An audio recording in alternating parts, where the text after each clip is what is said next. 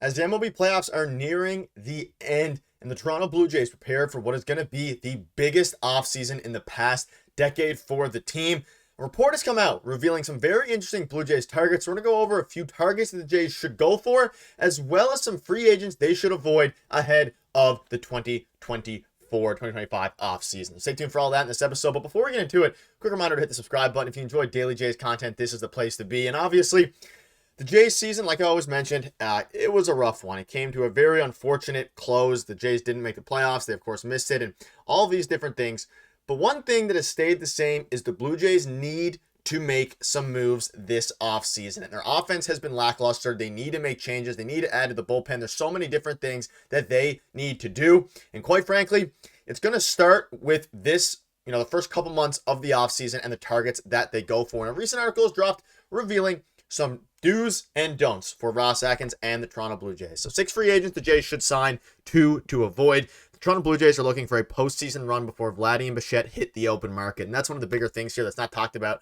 Maybe not talked about, it is still talked about a lot, but maybe not as much as we should be, is this is now the last offseason before with Vladdy and Bo on their current, arbitration deals. Now, after this offseason, they're either going to leave the Toronto Blue Jays in free agency, or hopefully at least one of them, and Vladimir Guerrero Jr., is going to extend with the team and really make a push, with centered around Vladimir Guerrero Jr. But let's dive into the first one. And this is a guy we've discussed a ton on this channel because it makes a lot of sense. Obviously, the Houston Astros were eliminated by the Detroit Tigers in the playoffs, and very disappointing year for them. And obviously the Astros are going to look to bring Alex Bregman back. But as we know, Alex Bregman has been a huge part of the Astros dynasty for the past several years, plus defender, bit of a good power hitter. But again, he's on the wrong side of his career now. He still can put up, really good stats and still be a very solid player. But last year was his worst year at the plate. But this can be chalked up to injuries. He posted this last line of 260, 315, 453. So 23 home runs across 581 at-bats with a 768 OPS and a 315 on base percentage. So it wasn't a great season for Alex Bregman. And as he's entering free agency now, the biggest question mark is going to be basically, do the Blue Jays want to spend money on a third baseman? They've been linked to the Astros last offseason and even the offseason before when the Astros were reportedly shopping Alex Bregman. Ultimately, they kept him. That deal didn't get done, but we know that the Jays have linked with the Houston Astros in the past with other trades as well, most notably the Teoscar Hernandez trade and most recently the Yusei Kikuchi trade. So it could make some sense. The Jays love going after guys from the Astros. This would obviously be a free agent signing, but the Jays love going after former or current, Astros. In this case, it would be former if Alex Bregman leaves. But it's interesting, and you can see at the bottom, Bregman alone might not make the Jays a World Series team, but adding him would be a good start. A contract for Bregman likely wouldn't break the bank, but him headlining free agency class third baseman, the bidding might be somewhat competitive. And I would disagree with this last one. I think it is not going to break the bank in the sense of $400 million, but it's going to be a very hefty price. And I don't want them to go out and sign a guy like Alex Bregman if that means they are only going to sign him, because they need to make other additions. They need to probably get 2 perennial all-stars, 2 very good hitters at the very least, in a guy like Alex Bregman and someone else, maybe a Pete Alonso type. Juan Soto at this point, again, it's probably getting less and less likely with each win that the New York Yankees get, as now they're, of course, in the World Series. But nonetheless, Alex Bregman is an interesting one. And another interesting one, and I want to hear what your guys' thoughts are on this one, is Jurickson Profar. And again, he has been a guy that was linked to the Toronto Blue Jays this last offseason as just a signing, a cheap signing, because he was coming off of really bad years. But he just put up an absolute career season, hitting 24 home runs, 839 OPS. And you can see they basically say if Profar can continue hitting like he did this past year, he will fit well in the middle of any lineup. The Blue Jays will undoubtedly be searching for bats to complement Vladdy. He can be slotted 1 or 2 slots behind him, providing much needed cover for the Blue Jays' premier slugger. I don't like this one, quite frankly, because the big reason is this is a guy that you'd be buying, in this case, signing really, really high on. You'd be buying high on a guy like Jurickson Profar, who hasn't really shown much throughout his career. Middling 700 OPS, some season sub 700 OPS, obviously last year above 800.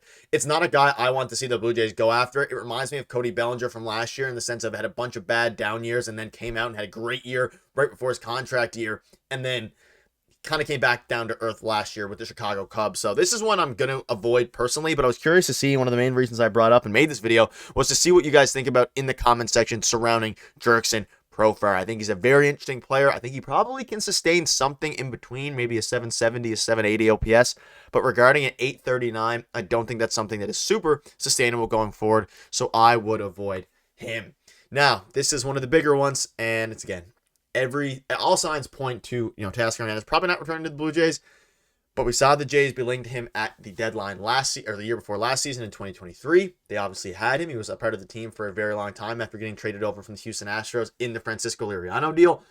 Again, Teoscar Hernandez will make a ton of sense. He's going for a World Series right now with the Dodgers, and assuming they go ahead and, I mean, if they do win the World Series, he probably will re-sign with the Los Angeles Dodgers or another team, but he's a guy that is super interesting. A phenomenal fit for the Toronto Blue Jays. They obviously traded him at the time to land Erik Swanson and Adam Macko, and I mean, at the time, it made some sense. The Jays were struggling with their bullpen. They needed to add a premier bullpen arm, and they did in Erik Swanson, but ultimately, he had a down year last year, but again, the Jays probably don't make the playoffs in 23 without Erik Swanson, so I don't criticize the trade too much. I more so criticize them not making a trade for him at the deadline 2 years ago and also not pursuing him in the free agency this past year and this past offseason because of how clear he made it. How clear he made it to the Toronto Blue Jays fans that he would love to return to Toronto, even dating all the way back to when, again, at the trade deadline when he was a part of the Seattle Mariners. So this is another interesting one. Let me know in the comments what your thoughts are. I mean, I think we all agree Teoscar will make a ton of sense. I just think that ship may have sailed for the Toronto Blue Jays, and I'm not sure he's going to do the Jays a favor anymore of letting him come to, returning to the Toronto Blue Jays. But the final one on this list here before we move on to the couple that they shouldn't go for is Anthony Santander, and I covered him on a video very recently. Phenomenal player. Throughout the regular season, we know Buck Martinez and Dan Shulman were talking a ton about Anthony Santander and basically how he was and is going to be a perfect fit this offseason. A power switch hitting outfielder that can slot into the corner outfield for the Toronto Blue Jays. Unreal fit. Hits a ton of home runs. Last year, the Jays only had one player who hit more than 19 home runs. Vladdy, of course, hit 30. Toronto could definitely make use of a slugger like Santander to shore up their obvious power deficiency. Makes all the sense in the world. I discussed it in the video a week or two ago if you want to go check that one out. But all the sense in the world. And it's just perfect fit. Obviously, again, he's not a premier hitter in the league, but he's a very good power hitter. There is some worries about maybe some decline or some, not fluke, but some, he had one of the career year last year for him, hitting a ton, over 35 home runs. So it's an interesting one. And again, I dove into it deeper in a prior video if you want to go check that out. But let me know in the comments what your thoughts are on all of these guys. But before we wrap up, a couple of signings to avoid here is Justin Verlander, and this was a very interesting one. The other name is Shane Bieber. So these are a couple of aging starting pitchers that the Jays should avoid.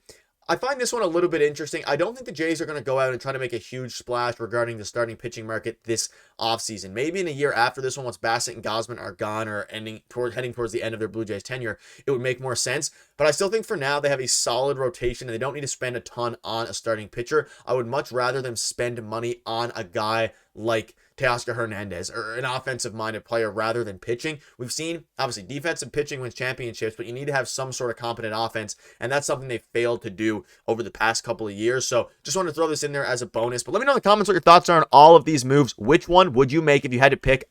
Jurickson, Profar, I'd probably avoid. But let me know in the comments what your thoughts are, and we'll see you guys in tomorrow's video.